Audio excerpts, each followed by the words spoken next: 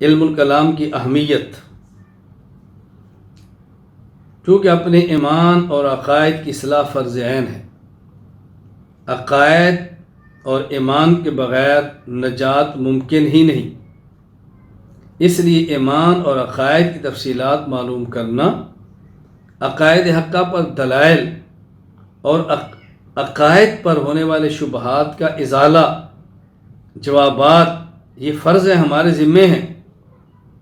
اور جس علم میں چیزیں بیان کی جاتی ہیں اس کو علم الکلام کہتے ہیں۔ اس سے آپ اندازہ فرمائیں کہ علم الکلام کی اہمیت کتنی ہے۔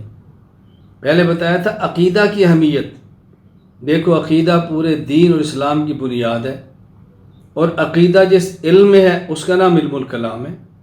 تو لہٰذا جب عقیدہ بنیاد ہے تو علم الکلام بھی بنیادی حیثیت رکھے گا، اساسی حیثیت رکھے گا۔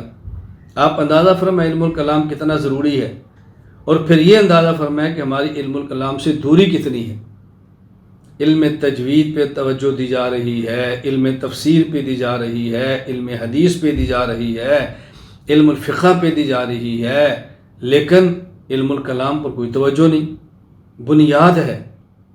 بنیاد ہے پورے دین کی، لیکن توجہ نہیں۔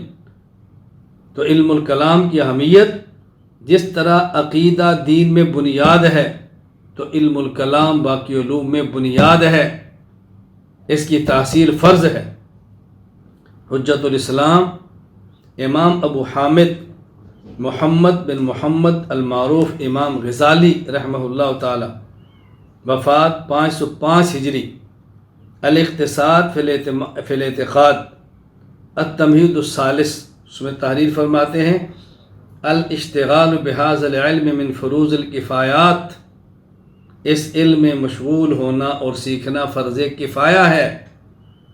فإن قلت فلم صار من فروض الکفایات، یہ فرض کفایت کیوں ہے؟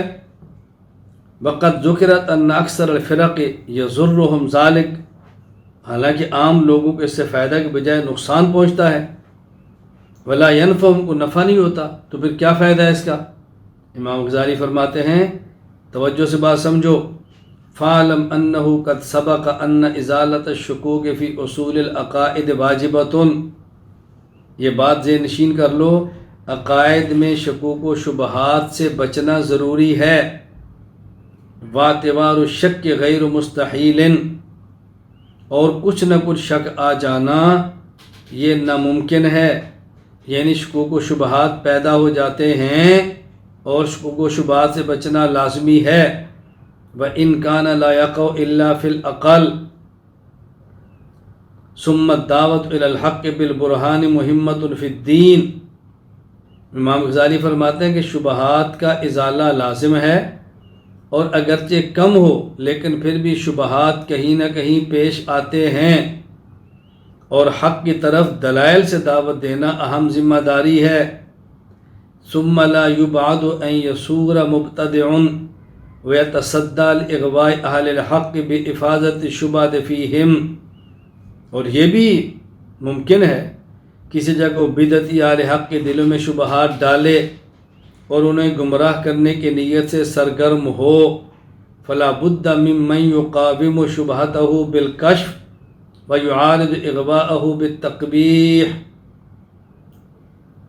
لہٰذا ایسے افراد کی موجودگی ضروری ہے جو اہل بدعت کے شبہات کا دلائل سے جواب دیں اور دلائل کے ساتھ اس کی گمراہی لوگوں کے سامنے واضح کریں۔